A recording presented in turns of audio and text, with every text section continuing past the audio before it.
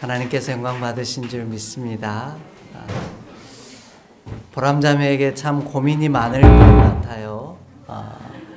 클럽을 가야 할지 아니면 교회 예배에 참석해야 될지 고민이 많은 시대를, 그 고민 때문에 때로는 넘어지고요, 때로는 실수하고요, 낭패를 당할 때도 있습니다. 그럴 때마다 우리가 쓰는 말이 있죠. 한 번 실수는 병가지상사다, 그렇게 표현하곤 합니다. 근데 이 문장을 보면 참 특별해요. 한 번 실수는 병가지상사라, 이 말의 뜻은요, 그냥 한 번 실수는 그냥 그럴 수도 있는 거야, 너무 많고 흔한 일이야, 이렇게 되면 좋은데 국어사전은 이걸 이렇게 표현하고 있습니다. 전쟁에서 실수하는 일은 허다한 일이다, 참 많은 일이다, 이렇게 표현을 하고 있다는 거예요. 아니, 전쟁에서 실수하면, 실패하면 어떻게 됩니까? 죽든지 살든지 하는데 왜 이 표현을 병가지상사라는 말로 전쟁을 비유 들었을지 참 의아한 내용들이 되어질 때가 있더라는 거죠. 그런데 이렇게 다시 시작할 수 있는, 실패한 자에게 다시 한번 도전해 볼 수 있는 기회가 허락되어진다는 것, 이것이 실패 안에 낙심한 자에게 가장 필요한 것이 바로 이 기회라는 내용이더라는 거죠.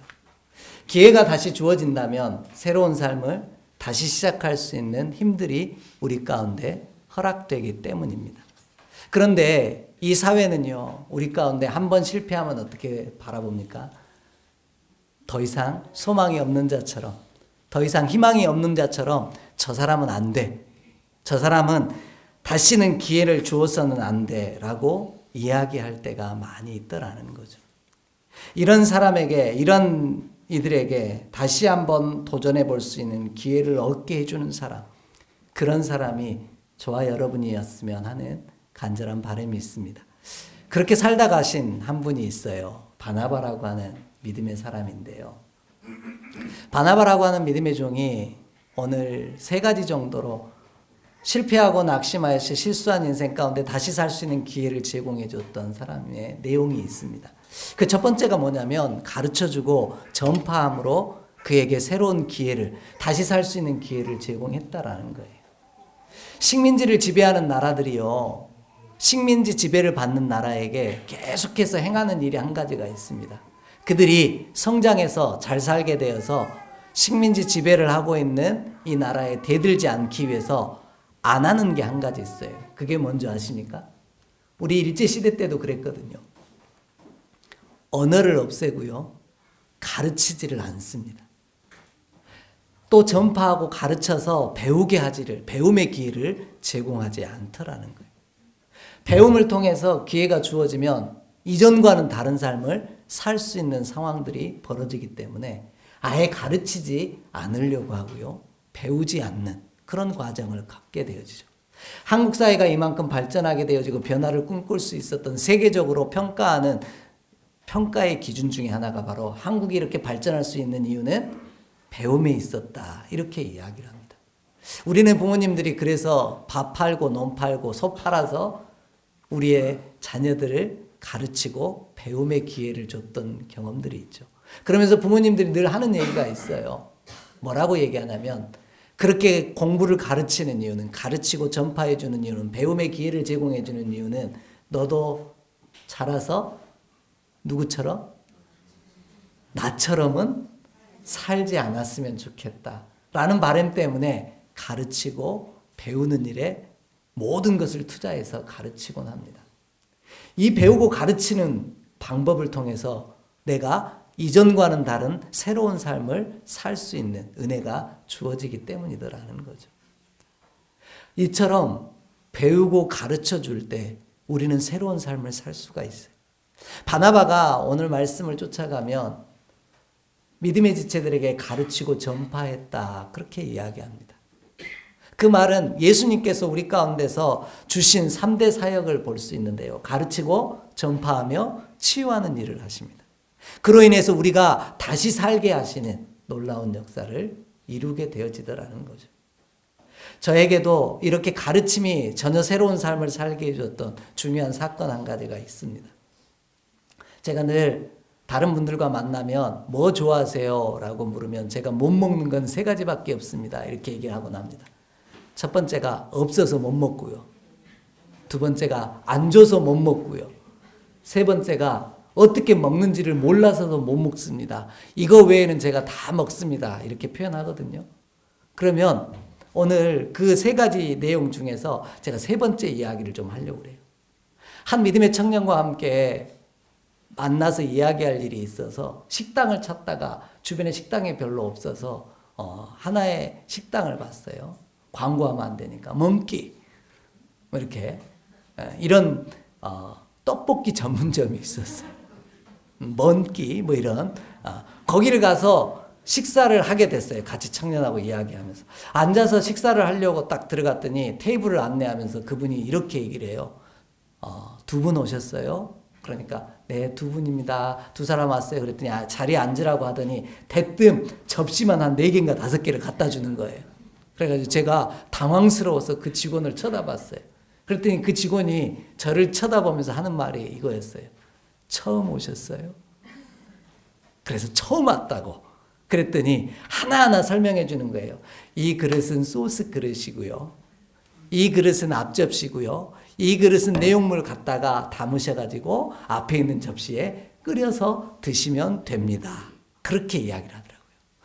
아니 제가 가르쳐 주신 적이 없으면 제가 진짜 이걸 먹을 수도 없겠더라고요. 그러면서 제가 새로운 삶을 살게 되었습니다.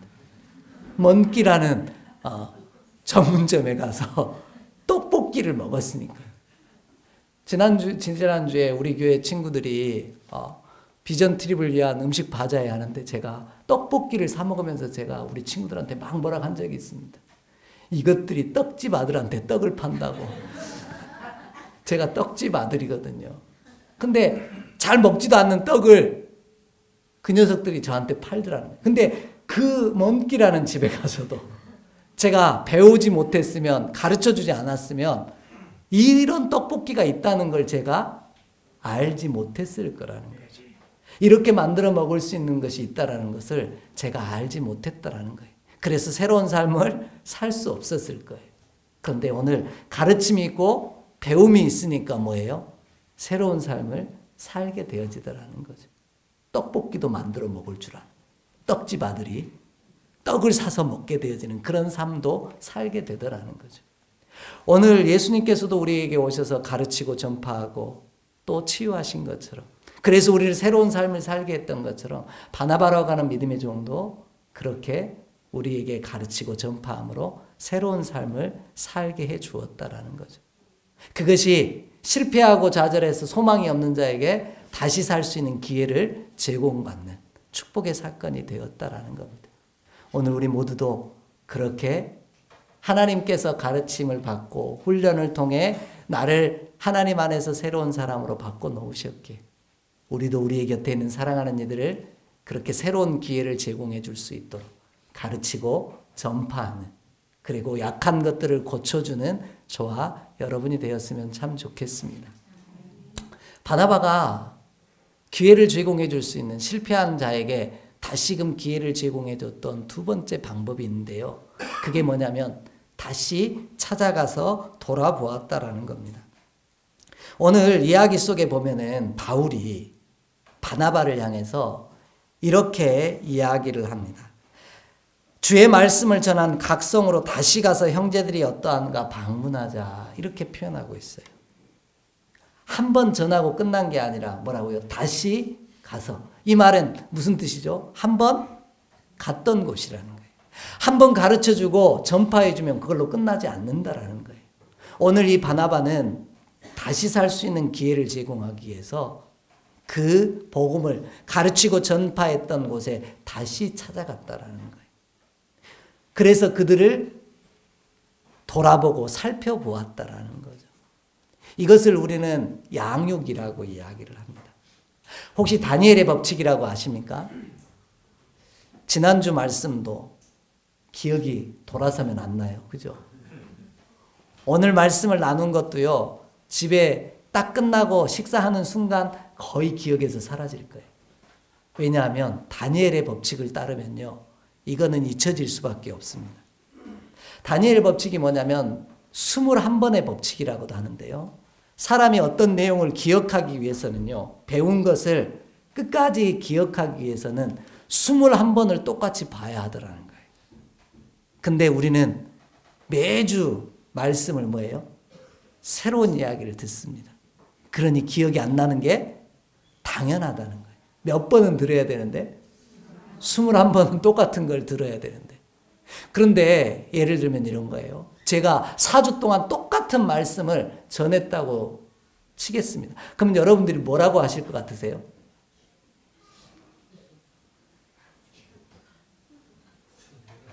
에? 준비를 우리 목사님이 안 하시는구나. 말씀 준비를 어떻게 저렇게 안 하시고 똑같은 얘기만 하실까? 그럴 거예요. 근데 제가 옛날에 섬겼던 교회에서 진짜 담임 목사님이 4주를 똑같은 설교를 하셨어요. 같은 본문을 가지고 조금씩 다르게 했어요. 근데 교회가 웅성거리기 시작했어요. 뭐라고요? 목사님이 설교를 준비를 안 한다고 웅성거리기 시작했어요. 그런데 그 사실을 알고 계시던 담임 목사님이 지체들 앞에 서가지고 딱 한마디를 하셨어요. 교회 식구들 앞에 서가지고. 그러면 저와 여러분은 이 말씀 듣고 그렇게 살고 계십니까? 그러니까 아무도 말 못했어요. 조용해졌어요. 한 번 가르침을 받고요, 배움을 받는다고 해서 그렇게 살 수는 없더라는 거예요. 곁에서 끊임없이 뭐 해야 돼요? 그렇게 살고 있는지 또 돌아보고 점검해주고 살펴줄 때 오늘 우리는 그 가르침을 받은 대로 새로운 삶을 살 수 있는 기회를 얻게 되어지더라는 거죠. 그래서 히브리서 10장 말씀에 이런 말씀이 있습니다. 우리 함께 좀 찾아 읽어보겠습니다. 히브리서 10장 23절로 25절 말씀입니다.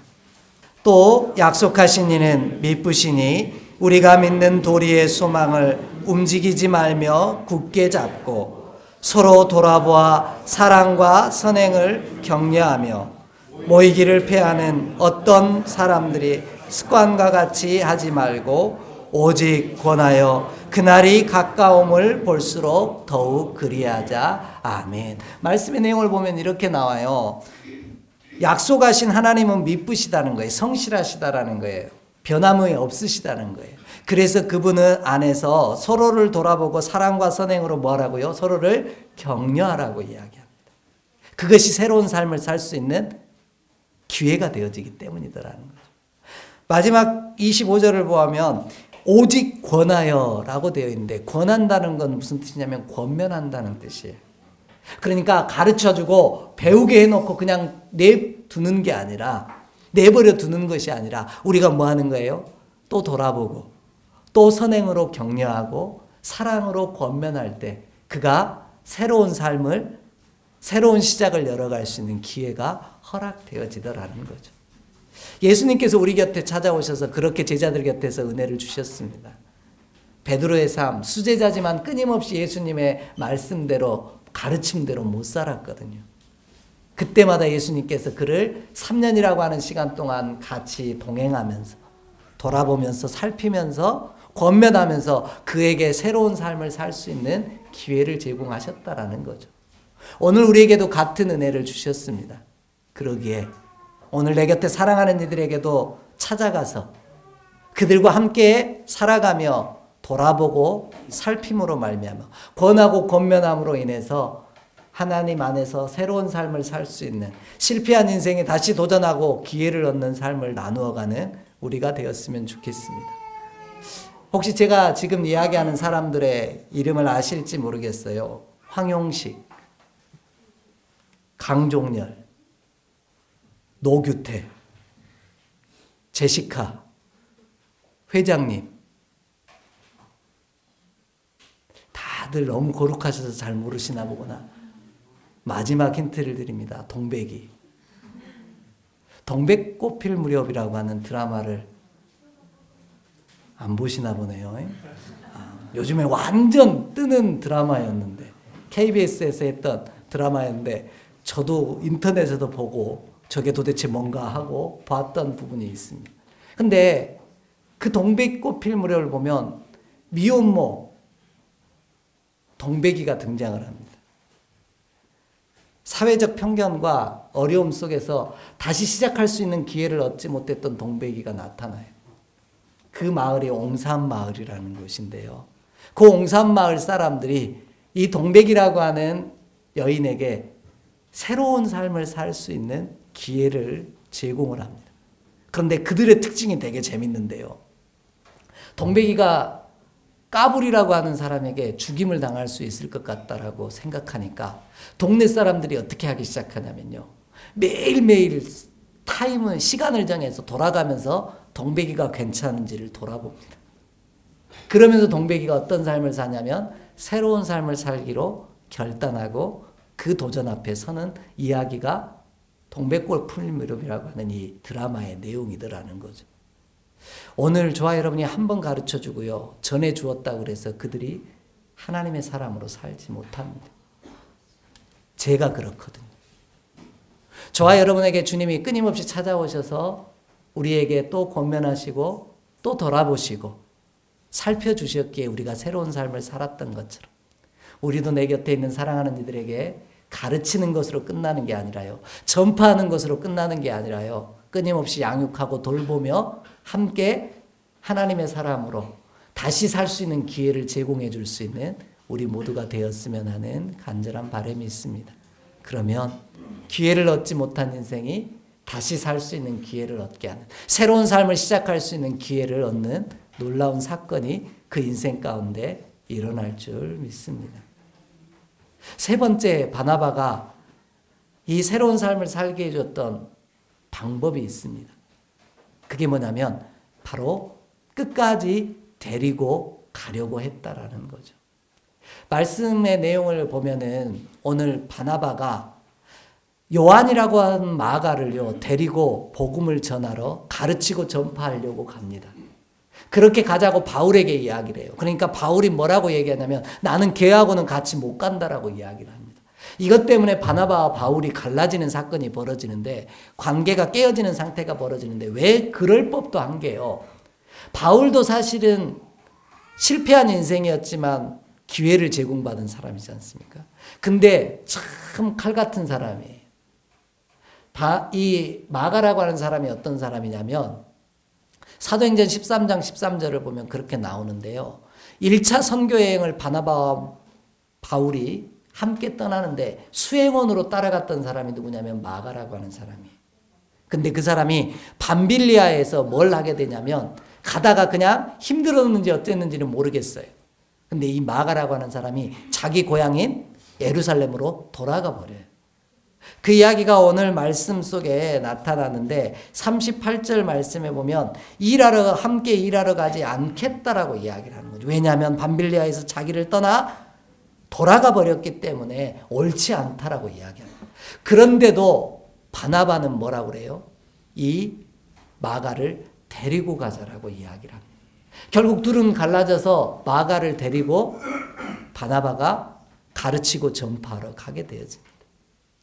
이 말은 무슨 뜻이냐면 실패한 인생, 다시 기회를 잃어버린 인생에게 다시금 기회를 제공하겠다라는 거예요. 그도 그럴 법한 게 한 번 함께 가다가 집으로 돌아가 버렸으니 쟤는 또 어떨 거예요? 어려움만 오면 집으로 돌아가 버릴 거예요. 뻔하기 때문에 나는 그하고 함께 일할 수 없다라고 말할 수도 있더라는 거죠. 그런데 바나바는 그를 데리고 갑니다. 물론 생질이라고 해서 친척이었던 것 같기는 해요. 그런데 그 친척이었음에도 불구하고 오늘 본문에서 이야기하는 내용은 함께 데리고 갔다라는 거죠. 근데 데리고 갔다 그러면 우리 생각에는 뭐라고 생각이 드냐면 질질 끌고 가는 이런 일들이 벌어졌을 거라고 생각이 들어지는 거죠. 그런데 헬라어 원문의 뜻을 보면은요, 이게 동행하다라는 뜻을 전제로 갖고 있습니다. 친구와 함께 갔다라는 거예요. 동행하며 함께 길을 걸었다 이렇게 표현하고 있더라는 거죠.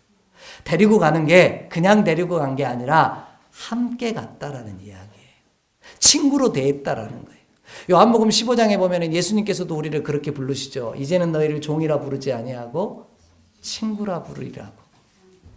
오늘 우리도 그렇게 친구라 부름을 받으며 하나님의 보살핌 안에서 함께 걸어가고 그 길에서 새로운 삶을 살게 되어진 줄 믿습니다.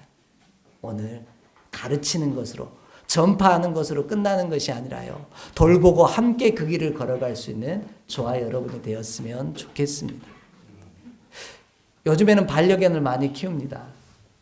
근데 강아지가 집에 처음 오면 제일 먼저 가르쳐야 되는 게 뭐죠?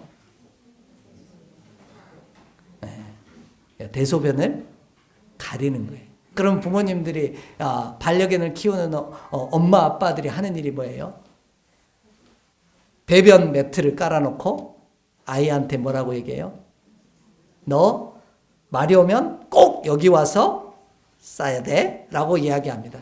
근데 이 아이가 한 번 가르치고 전했다고 해서 알아듣고 완전히 와가지고 마렵기만 하면 거기 가서 앉아서 소변을 보고 대변을 봅니까? 아니에요.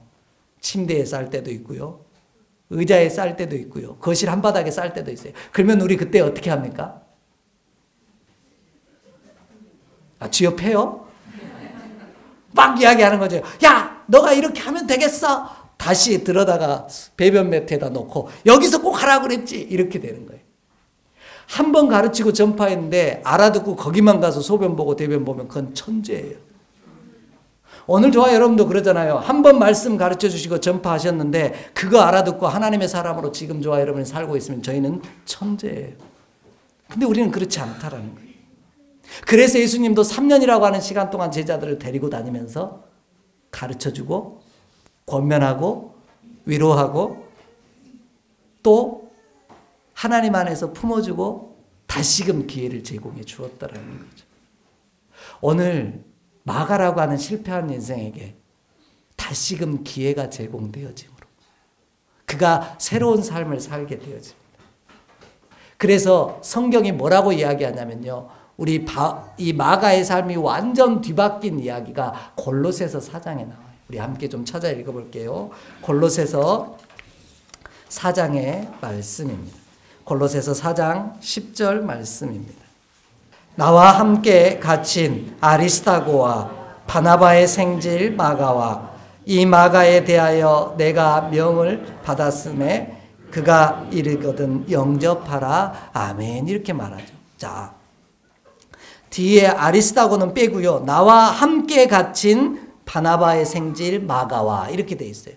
그러면 마가가 지금은 뭐 하고 있다는 거예요?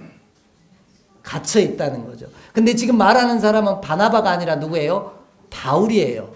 그러면 바울이 좀 전에 뭐라 그랬어요? 같이 가자고, 같이 가서 복음을 전하자고 할 때 저 인간하고는 안 된다고. 한번 배신한 인생이 또 배신하지 않겠느냐고 기회마저도 박탈했던 그 바울이 지금 이렇게 고백하는 거예요. 그가 나와 함께 갇힌 마가를 영접하라는 거예요. 그 말의 뜻은 마가도 하나님의 복음을 가르치고 전파하는 사람으로 쓰임받았다는 거예요. 오늘 저와 여러분의 인생에도요, 이처럼 한 번의 실패를 맛본 경험들이 있을지도 모르겠습니다. 좌절을 맛본 경험도 있을지 모릅니다. 아니, 수없이 많이 경험했을 겁니다. 그때 주님이 찾아오셔서 가르쳐 주시고 새로 배우게 하셔서 또 돌보고 권면하셔서 아니 함께 하심으로 말미암아 새로운 삶을 시작하게 하신 기회를 제공해 주신 것처럼 오늘 우리도 사랑하는 누군가에게 가르치고 배우게 해줌으로 또 권면하고 위로하고 보살핌으로 그도 새로운 삶을, 새로운 인생을 살 수 있는 기회를 제공해 줄 수 있는 저와 여러분이 되었으면 합니다. 이 귀한 은혜가 우리 가운데 가득하기를 간절히 소망합니다. 기도하겠습니다. 하나님, 오늘 실패한 인생 가운데 찾아오셔서 다시 살 수 있는 기회를 주셨으니 감사합니다. 내가 얻은 이 기회처럼 사랑하는 이에게도, 사랑하는 인생들에게도 이와 같은 기회를 제공해 줄 수 있는 우리가 되게 하여 주시옵소서. 보람자매에게 클럽이 아닌 하나님의 말씀을 가르침으로 새로운 삶을 살게 했던 친구들의 모습이 우리의 모습이 되게 해 주시옵소서. 예수님의 이름으로 감사하며 기도하옵나이다. 아멘.